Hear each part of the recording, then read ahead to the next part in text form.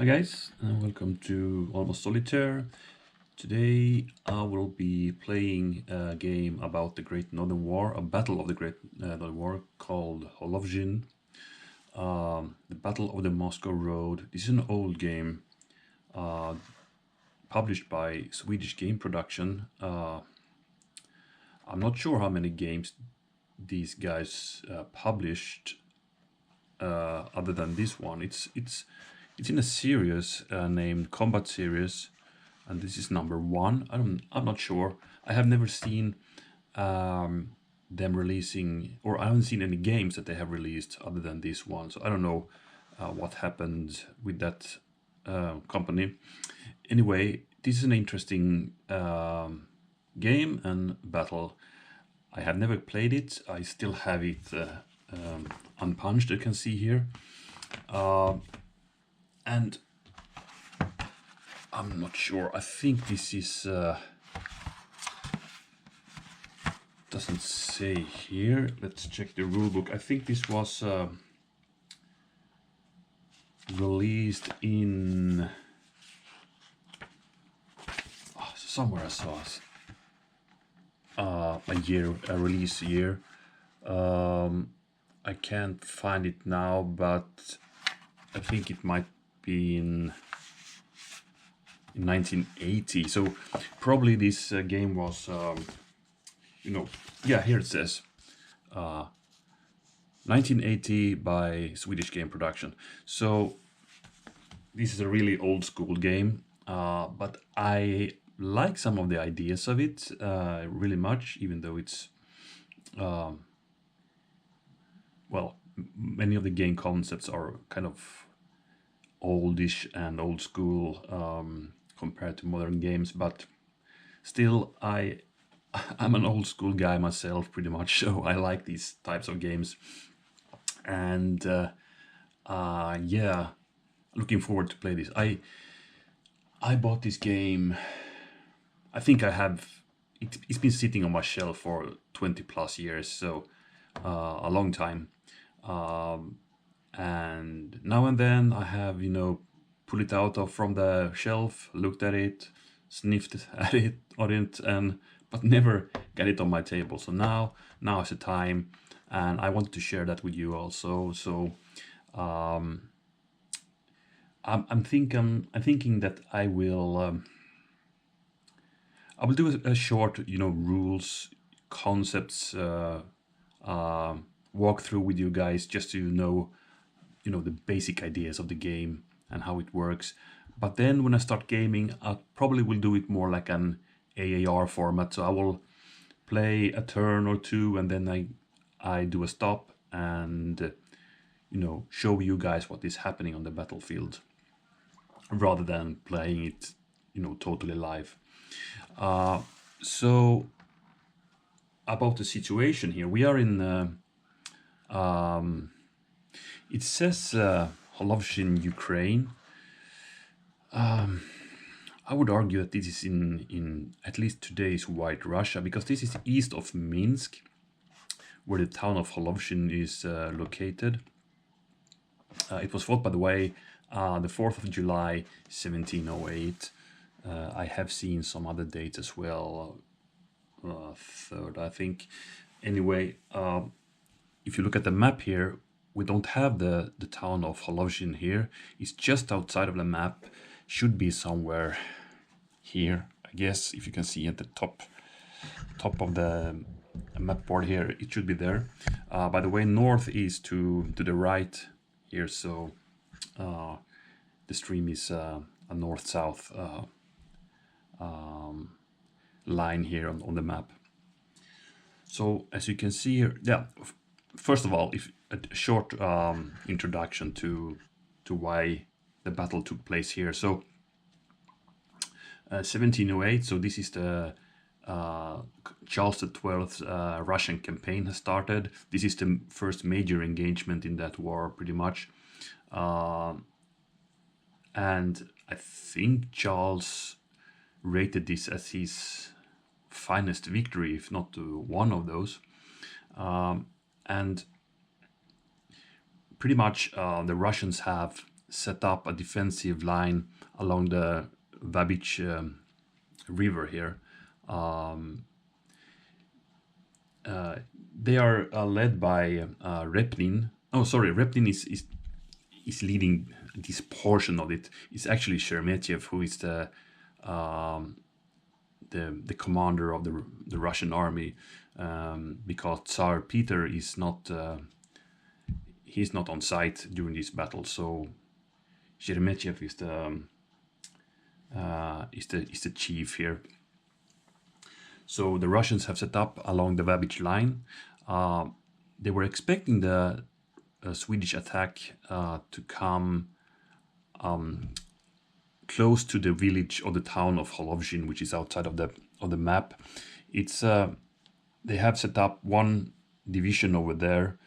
I think what you can see here at the top of the corner is a bit of the Russian fortifications against the town of Holowczyn. Holowczyn is on the left-hand side here of the river, on the Swedish side. So the Swedish have control of the town. So the Russians on the other side, they have big fortifications built up over here, where they're expecting the Swedish attack. But on the night, on the 4th of July, the Swedes did a cunning plan. They marched out in all quietness. They marched out from their camp around Holowczyn and marched down these roads you can see here, and did an attack. I think it would be somewhere here the way they did the crossing. So here's Repnin. He has his division over here, where a lot of infantry regiments only. There's some cavalry as well, dragoons under von der Goltz and the Ifland Brigade, which is, we will see with the setup, they will be located somewhere down here south. There are more cavalry that were coming up during the battle, but they pretty much collided with fleeing Russian dragoons, so they really never could participate in the main battle over here at the fortifications. Now, the Swedes crossed the river. They had with them some pontoon bridges. I have read some different stories about that, because some say they used it, some said they couldn't really use it because it was heavy rain this night, and they were made of leather, so they got very heavy, so they ditched them and crossed because they learned that that's another story I heard, that they took the pontoons with them, but when they reached the river, they scouted the river and saw that it wasn't that deep, so they could pretty much cross over without any bridging tools. But they did also have with them fascines that they put in the river to help, at least for the cavalry, to cross eventually, because this is really bad terrain over here. As you can see, there's a lot of marsh hexes here along the river. So the Russians were really not expecting an attack here, because the terrain is just too bad for an effective attack, they thought. But that was exactly the cunning plan of Charles XII and his staff, to do the attack here where the Russians least expected it. And also, since it's just in the middle of two Russian divisions, it will split them in two, making it impossible for the Russians to consolidate their troops or their forces in a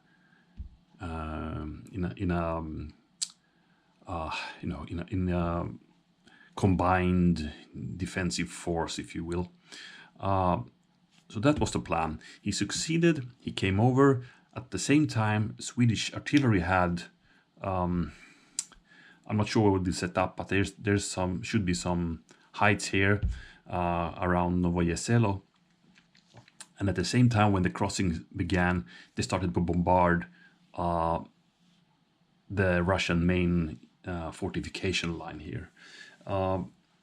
It was pretty much done because they wanted to,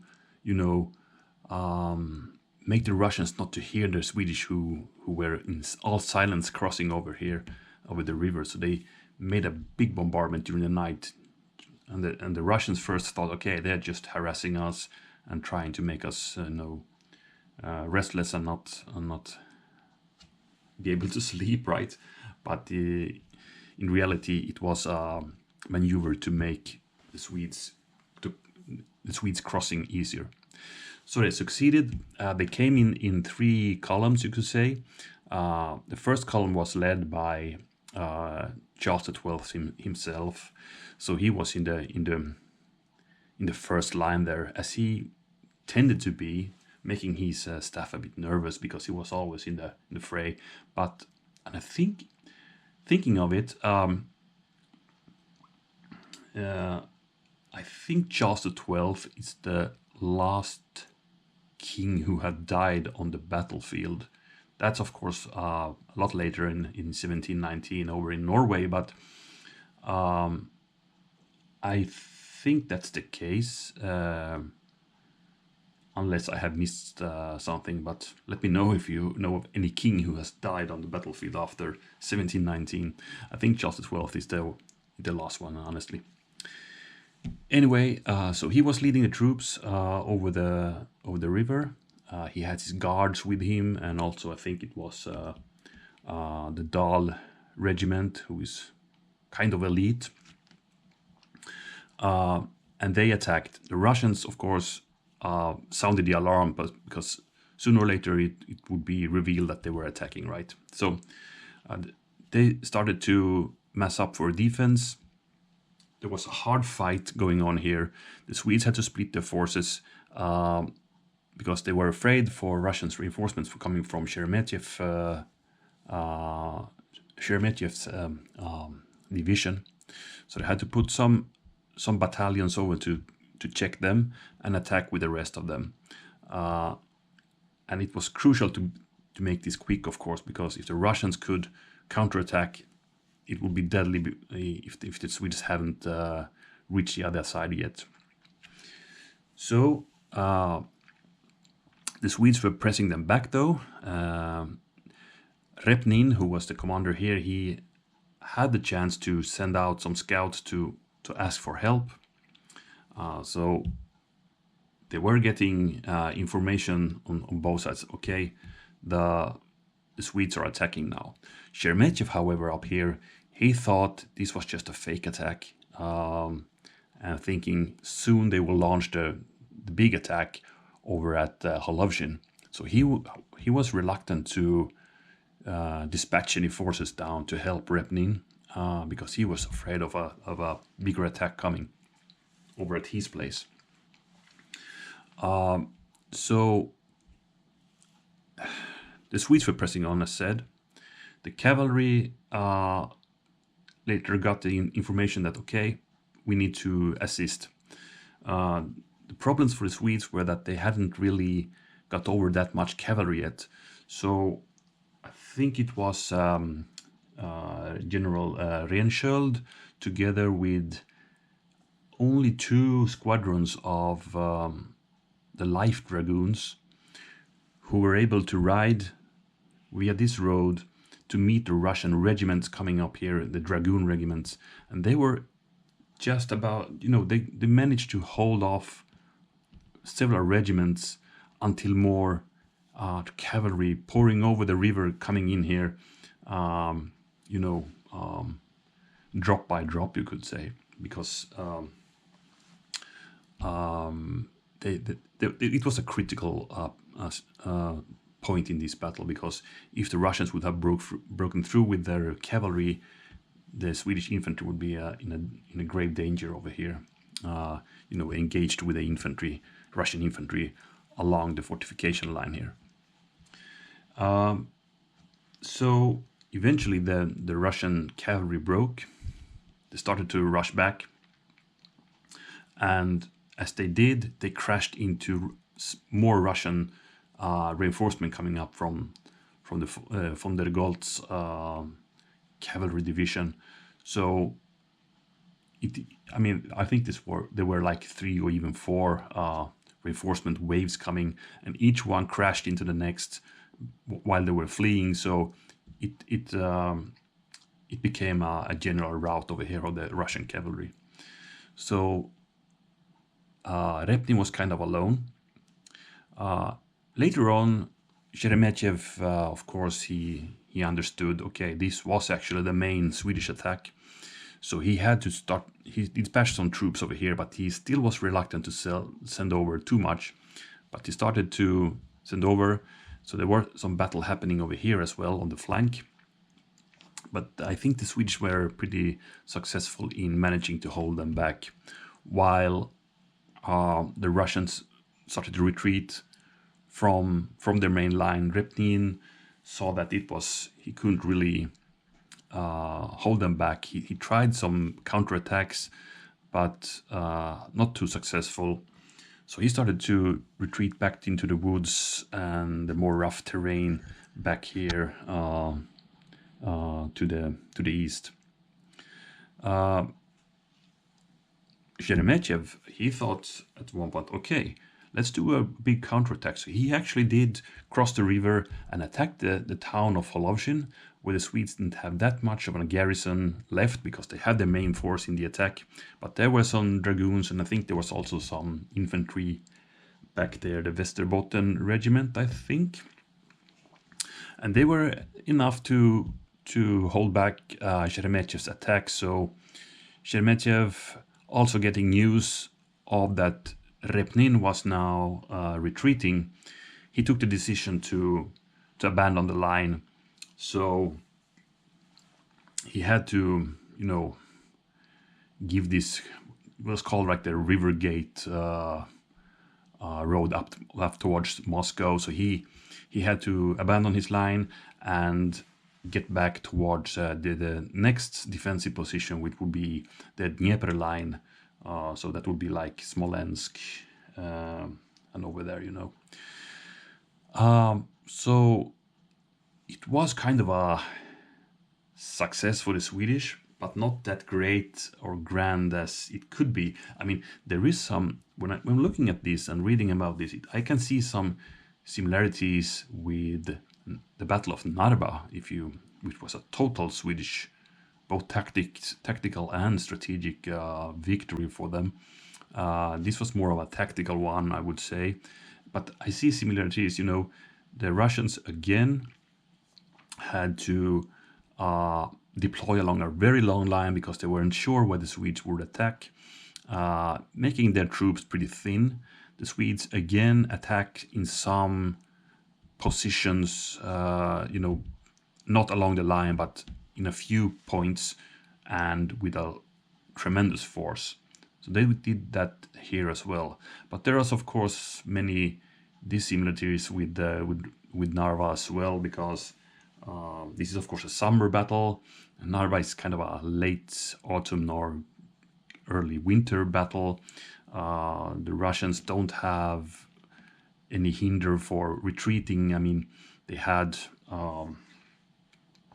in Narva they had this river, the Narva River, in their back, so they got caught and slaughtered or had to give up in tens of thousands in that battle. And also, of course, the Russians in 1708 the Russian army is a much better force and battle capable than in 1700. So that's also a big difference. They have adapted a lot of Western ideas of warfare, and better training, better troops, better weapons, and all that. So yeah, it was another Russian force here. Anyway, so the Russians left the battlefield. The Swedes were kind of too exhausted to pursue them for too long. So that's also the reason why the Russians got away, and this became more of a tactical one. Even though it's said that the Russians lost, I think, about 5,000 men. Swedes probably 1,000, a bit above. So in that sense, also a difference from Narva, where the losses were really, really big in difference, you know. The Russians lost a lot of troops over there. So that's it, I guess. So let's have a quick look at what we have here. So here's the counter sheet. I haven't punched it yet, as you can see. So we have the Swedes are the blue, Russians are the green, of course. We have some markers here in the center. So for troops, we have pretty much NATO symbols here. So we have infantry, we have cavalry. These guys are, maybe I could do this so you see better. So this would be infantry. These are dragoons. Here artillery. I think these are just field guns, and these would be howitzers. And on the Swedish side, we also have some heavy cavalry, which is not dragoons, or cavalry proper, perhaps you could say. We also have some irregular cavalry over here, what was called the Valax in the Swedish army. We have the pontoon bridges, 3 of them. These are leaders with the star. And if you look at the numbers here, so then on a basic infantry or cavalry unit, we have the strength. That would be, I think it's like 100 men per strength point. If I don't, let me see if I can see that in rules. Yeah, 100 men, and 1 strength points of the artillery is 2 cannon. So, so strength points, and then the second number is actually the morale number. So that's used for both rally morale checks, but also it is included in a way in when you count strength points for close combat. The leaders, the leader number is pretty much a morale boost for any battalion they are stacked with.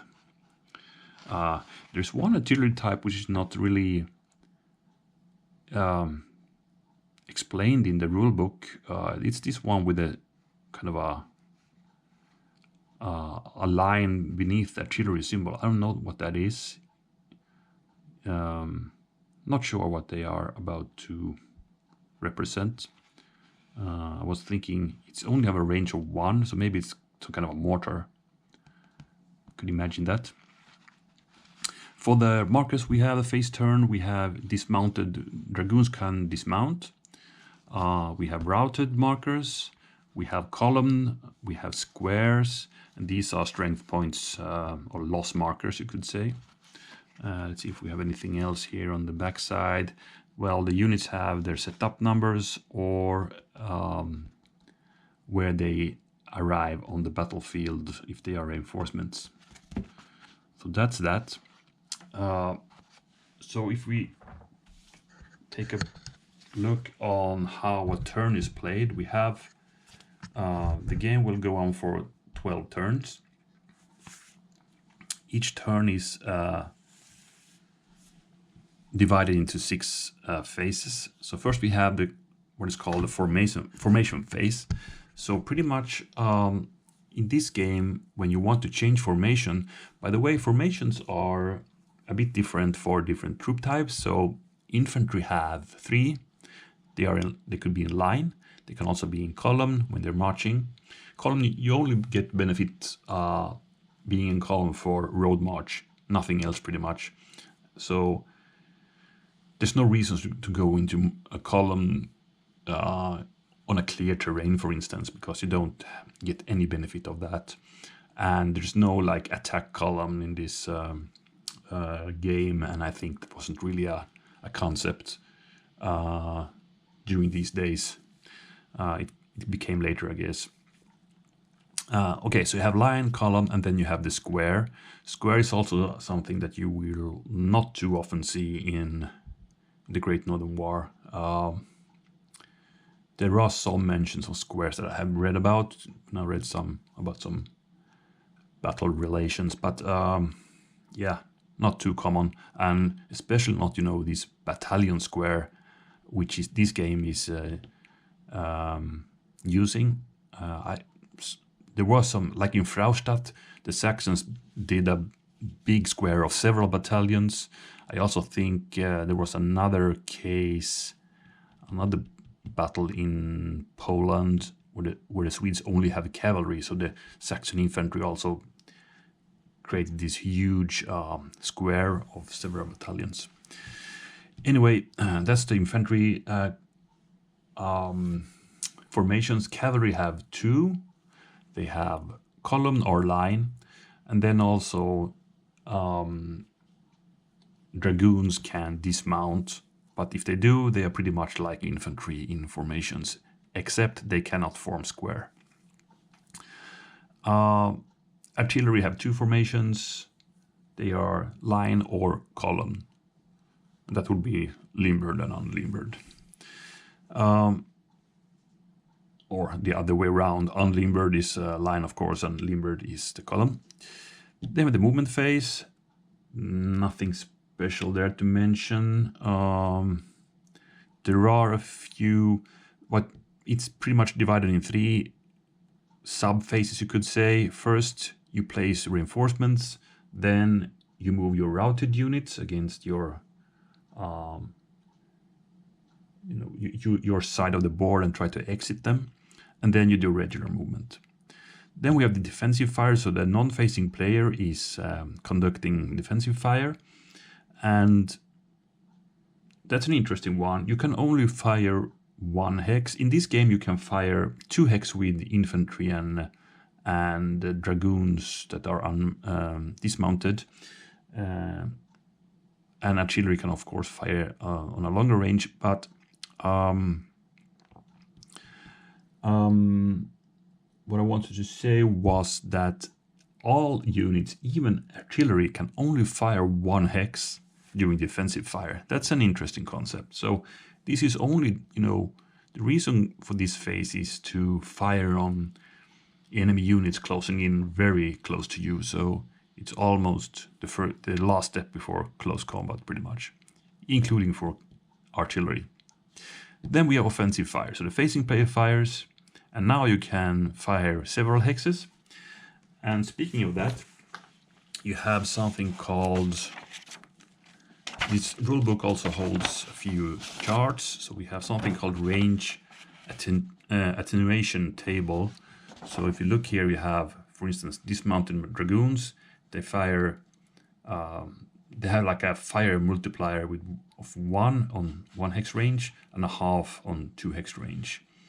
Mounted dragoons, half on 1 hex range, so they don't fire that good from horseback, and they're prohibited in 2 hex range, and so forth. So an artillery can fire up to 9 hexes if they are allowed. I'm not sure if I mentioned that when we looked at the counters, but there's a number underneath. So the number on the side is the strength number, and the number below is the range, which quite, howitzers only fire 1 hex in this game, but that's how I read it. If you look at here you have the strength and you have the range.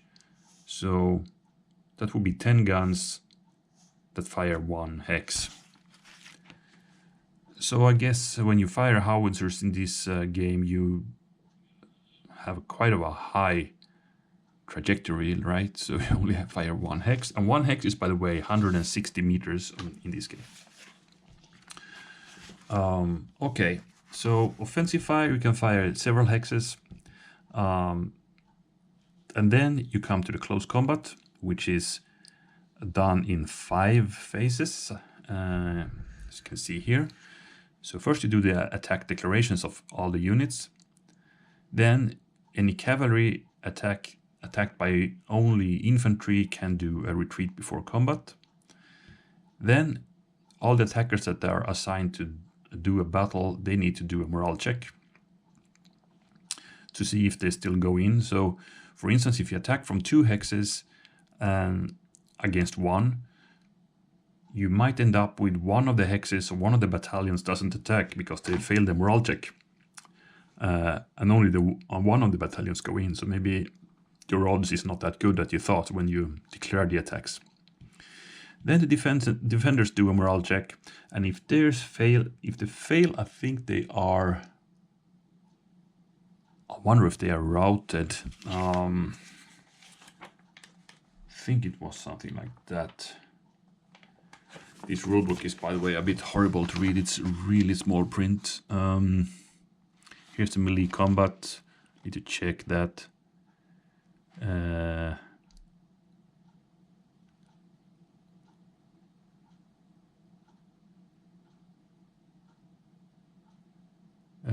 Defender morale check.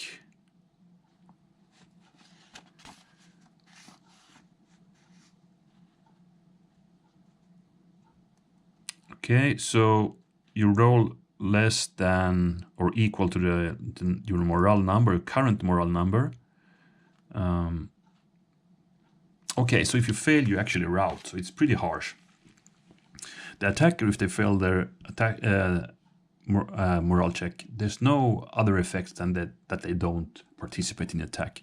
But for the defender, it's much harsher. If they don't stand, they rout.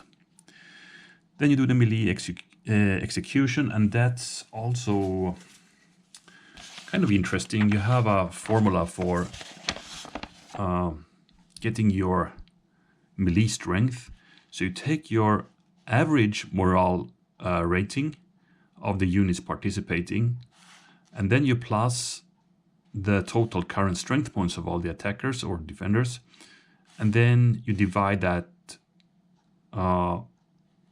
with the, it doesn't really say here, but you divide it by, oh sorry, you only divide, okay. So the average current morale rating is of course where you divide by the number of units you have in the attack or defense, and then you add the strength points, and that's your melee strength. So when it comes to melee, then you get the differential. So let's say you have a melee strength of 6 and the defender have 4, then you have +2, so you will roll on this column. And the game is using a d6. You can see there's 2 columns for the die rolls, and it's pretty much you only use A if you attack through a ravine, stream, or upslope. Okay, then you use actually B. Other cases you use A, column A. So I guess B is then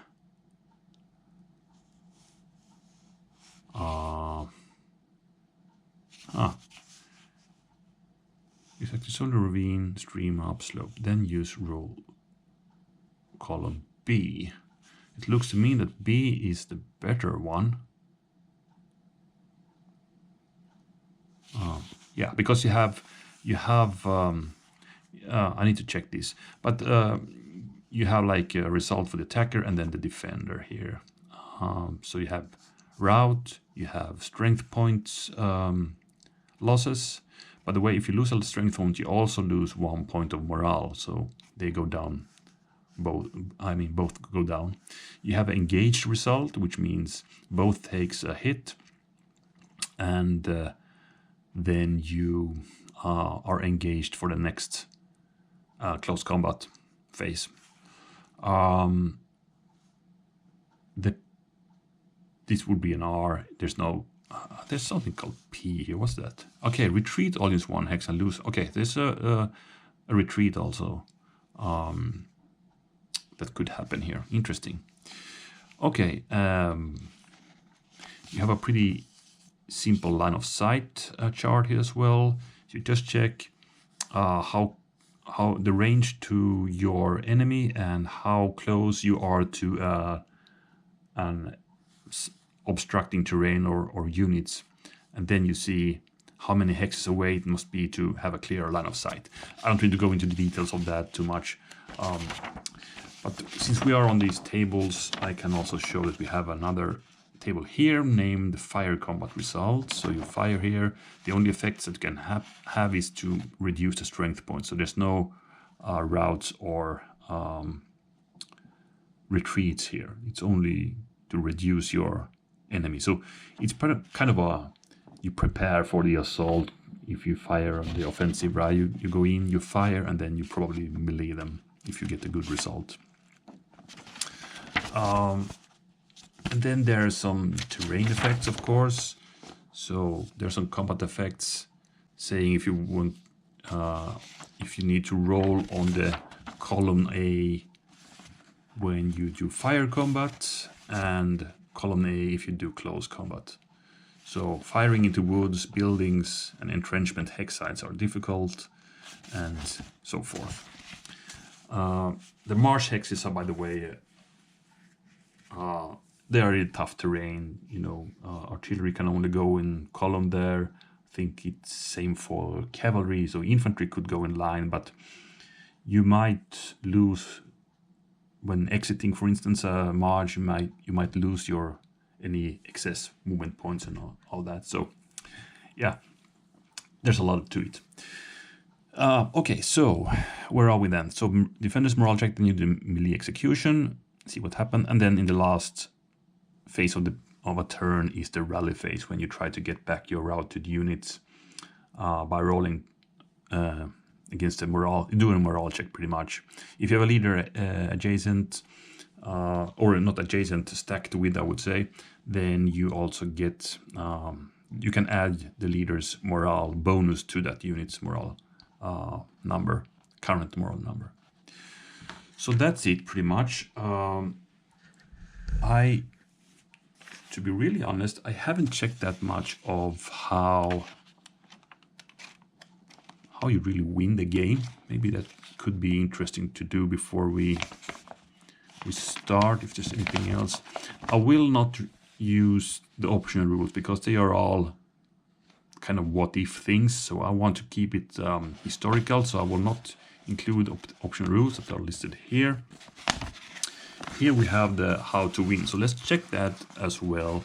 Then I think I'll stop this, upload this one, and I will unpunch the counters, put them on the board, start playing, and then I'll get back to you with reports of what's happening here. So let's check the how to win. So what do we have here? We have something saying that victory is calculated in terms of victory points. Total each player's victory points at the end of the game. So there's no sudden death in this game. You play all 12 turns. So you get 1 victory points for each enemy strength points eliminated. You get 1 victory point for each morale point of an eliminated leader. Leaders can only be eliminated by something called stray bullets, which is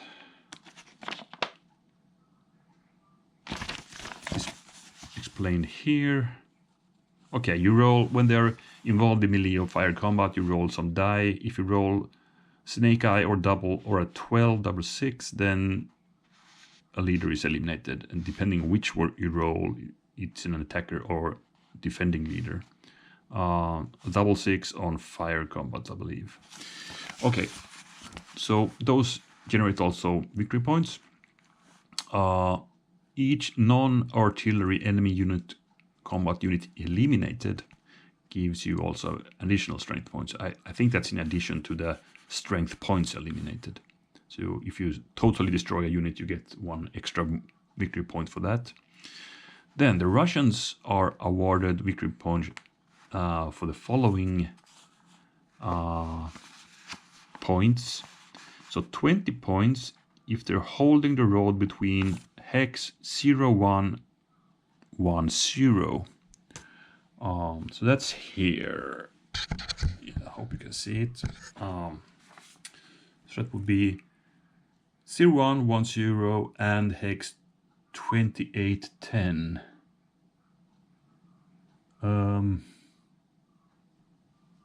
Sorry, what was that? 2810.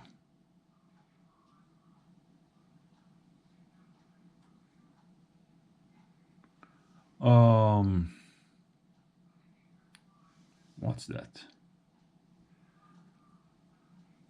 28.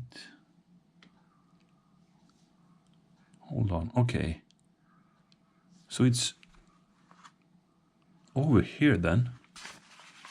That's a bit strange. You get 20 victory points holding the road between that and that. Okay. Over hex 1710.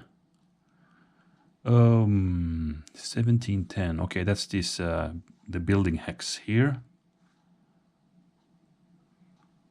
So I wonder what this really means. Holding the road. Does it mean there's no Swedish units along this road? I guess so. Yeah, because I think the incentive here is to force the Swedish to attack and not just sit on the other side of the river, right? So they need to get units upon this road. I've played like that at least.